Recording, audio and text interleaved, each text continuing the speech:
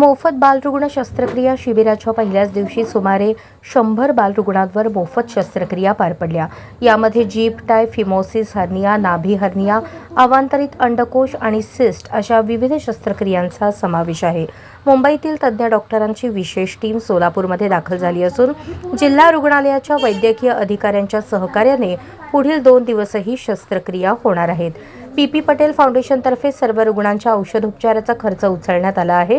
तसेच पालकांसाठी मोफत निवास व भोजनाची व्यवस्था करण्यात आली आहे। शिबिरासाठी रोटरी डिस्ट्रिक्ट 3132 वेलफेअर फंडाचे आर्थिक सहकार्य मिळाल्याची माहिती रोटरी अध्यक्षा धनश्री केळकर यांनी दिली। सोलापूर जिल्ह्यासाठी हे शिबिर ऐतिहासिक ठरत असून विविध गावांमधून बालरुग्ण उपचारासाठी दाखल झाले आहेत। अशा मोठ्या प्रमाणावर मोफत बाल शस्त्रक्रिया शिबिर आयोजन हा जिल्ह्यासाठी अभिमानाचा क्षण असल्याचे मत जिल्हा शल्यचिकित्सक डॉक्टर वैशा डोईफोडे यांनी व्यक्त केले। रोटरीचे सहकार्य उल्लेखनीय असून भविष्यातही अशा सामाजिक उपक्रमांना जिल्हा रुग्णालय पूर्ण पाठिंबा देईल असे त्यांनी सांगितले।